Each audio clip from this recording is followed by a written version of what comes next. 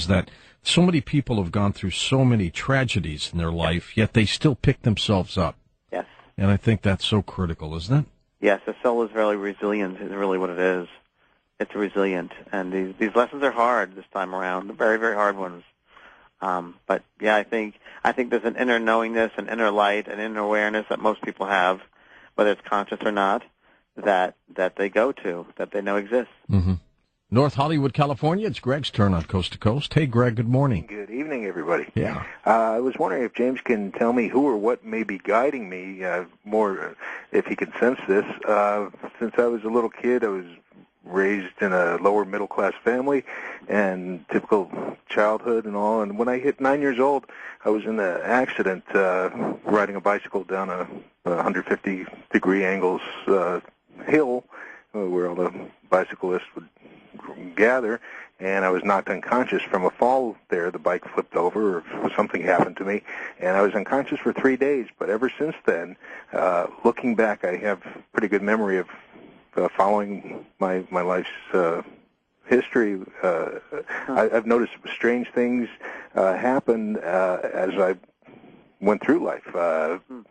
When I asked former classmates whatever happened to the kid that used to pick on me, they said, "Oh, well, he got hit by a car and he's walking down the street talking to himself." Oh, no. Wow, powerful. Wow. And then I'd say, "Well, where's my old girlfriend from grade school?" They said, "Well, she OD'd and she's no longer with us."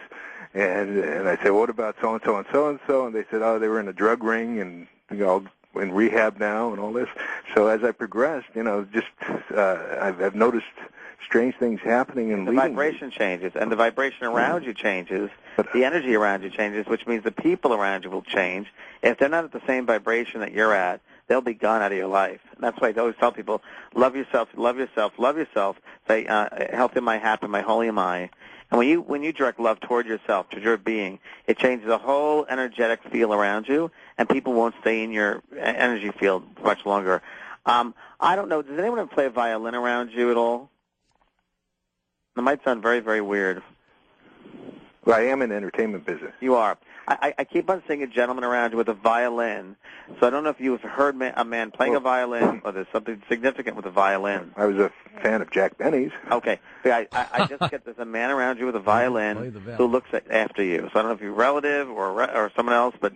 No, that's another interesting thing because nobody in my family was in the entertainment industry. Right. So I've kind of ever since... So it's separated from your family. It's a guide with a violin. I just got to tell you that. Right. And I don't think it's Jack Benny, but I definitely think it's a guide who shows me a violin. A gentleman who what year was this fall did you have? 68. Funny. I'm going to tell you what I got. This sounds very strange, but I'm going to spit it out because as a medium, you got to do that. Gentleman Jim. No. Gentleman Jim. So look that up, Gentleman Jim. I know there's a boxer, Gentleman Jim, but I get Gentleman Jim and plays a violin. No, something like that because, as I say, my memory of people I've met and all that, because that's another thing. I don't know if you met him. I think he was a spirit. Oh. No, I wouldn't know where he's from then. Yeah. But, look up Gentleman Jim. But yeah, and I also noticed in my later life now, I had acting coaches that were pretty prominent, and now when I go to say, can I get some advice from them? Well, they're gone. They've passed on. So I was in various. Pardon? Do you sing at all? Yeah. I don't know why, but I just get a hit you should do something with music up. I sing in characters for animation. More music stuff coming your way. I like music. Well, I enjoy that too. I like it a lot. I can't do a professional. You do as much as you can. Go right ahead. I'm not going to say can't. Well, yeah. But I appreciate that. You're welcome. If that's what you're saying is around me, but I'll look into it. Yep, definitely. Thank you so much, folks. Okay, you're welcome. Thank you. Gentleman Jim, by the way, James Corbett, boxer, died in 1933. How about that? Interesting. All kinds of information. Best known person he defeated, John Sullivan. Huh. Interesting. For a little boxing trivia for somebody. I wonder if he played the violin. Now, that would be interesting. Did he play the violin? That would be really interesting. If he played the violin, you're onto something here. We got to find out if he played the violin, because that's pretty good. We'll check into that during the break. Wow. That would be weird. Yeah, really weird. Says his cousin was Stradivarius. No, I'm kidding.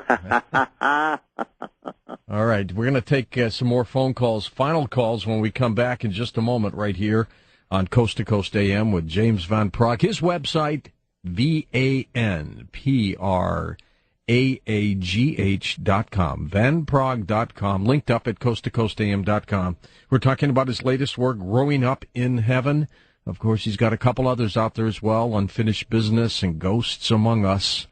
And he is a world-renowned, famous medium of our time. And he's with us right now on Coast to Coast AM. And if you need to email me, George at coast-to-coast-am.com. When we come back in just a moment, I'll tell you what's in store for tomorrow night's Coast to Coast edition. And then we'll take final phone calls. We'll be right back.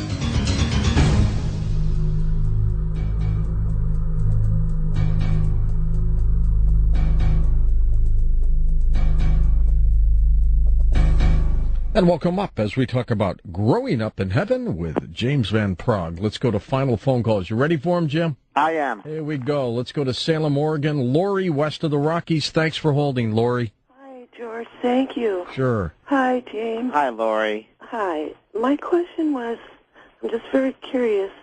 I've had 4 losses in the womb. My eldest was 8.5 months in the womb, and I lost all of them. And I was wondering, how did they make their way? And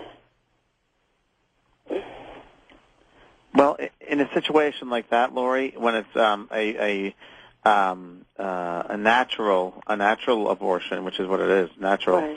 Right. It's some ways it's preparing the area for the spirit, and because you've never had a child at all, full birth. no. No. And I was wondering, like, what lesson was there? Right. So in those situations, that's definitely past life situation, no doubt about it. It's past lives where it could have been in a past. I can't say exactly until we did a regression, but it could be where you had a past life where you had children and you gave them up, and this time you couldn't have them. So it could be that. It could very much be that way. When I've had past experience with clients, similar things have happened. I love them so much, and it's like, wow. Yeah, it's a balance. There's always a balance. There's always a balance of experience, if you will. Well, I thank you, but I've filled my life with 4-legged babies now. Well, same with me. I wanted children too, and Spirit said, no, the world is your children. And I didn't know 20 years ago, 30 years ago what that meant. Now I know what it means. And, we have more love to give out to other ways we're meant to do this time around. James, at what point do you think the soul enters the body? Oh, good point there, George. Good question. I think that the soul is very involved in the pregnancy in that it helps the mother, it inspires the mother toward the latter part of the pregnancy. It goes in and out of, if you will, of the embryo. It goes in and out and kind of inspires mom to eat well, to take care of the body. I know during a regression that I had that my mother was drinking at the time, and I felt it in the womb, and I felt this acidy sense. And I kept on saying to her in my mind, don't do that to us, don't do that to us. It seems that the baby, that soul, goes in and out through the latter part of pregnancy, and the last 3 months, when it's actually the physical baby is born, it seems that it takes 3 months, and at the end of the 3rd month, the soul will stay in the body. And the last place it, of course, goes out in and out is the top of the head, the soft spot. Good point. Good point. Kettle Falls, Washington. Mary's turn on Coast to Coast. Hi, Mary. Hi. Good day, Hi, Mary. Hi. Thank you for taking my call. Sure. I had a son that hung himself. And I was checking to see if he had any messages for me. What's his name? Mike. Michael. It has to be a Mark. When did this happen? It's been about 15 years ago. Was there a girlfriend around?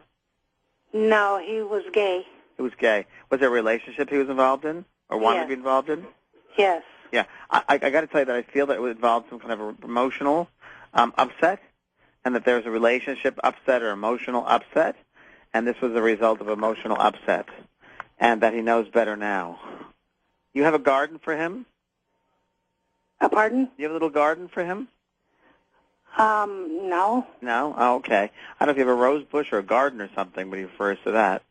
But it definitely was an emotional problem. Okay. It was not your fault. Could you Does he have a possibly sister? tell me? Pardon? Does he have a sister? No, he has a brother. A brother. Did the brother get married? Not yet. Well, Oh, yes, well. he did, but he's divorced and engaged again. Well, there'll be a marriage coming up for a brother, and I know that your son that passed over helped influence some wedding or some marriage. Oh, I know that. great. Yep. You'll know it when you see the wedding. Let me just tell you something. When you see this wedding happen, there'll be certain things during the wedding ceremony or the reception that you know it's your other son's spin on things. You'll just know. You'll just know. There'll be certain He's going to things. crash the wedding party. Yeah, I don't know. There'll be certain things you'll know that it's him involved. Okay, Mary. Good luck to you. Thanks, Mary. Take care. Skype caller, Suzanne in Santa Barbara, California. Hi. Hi. There you Hi, go. Suzanne. Thanks for holding in so long there. Oh, thank you guys so much for letting me be on the show. This is a dream come true. Oh, thank you. So I had a son, Ian Ashley, who died 5 years ago at the age of 23. And he died either of a suicide or an accidental overdose. I'm not sure.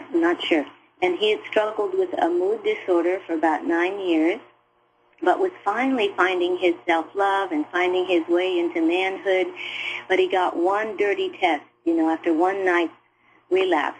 And he hadn't expected this test, and so that it was going to show up dirty like that. And he was just overcome with despair and fear that he was going to be sent to prison because, ever since Nixon started his war on drugs 40 years ago, you can be sent to jail or prison just for using drugs in America. And so a number of other young adults died that winter in Santa Barbara, and some of us moms got together and decided that we just couldn't let this go on anymore because we compared notes and we'd all been through the same struggle to help our kids get treatment instead of jail.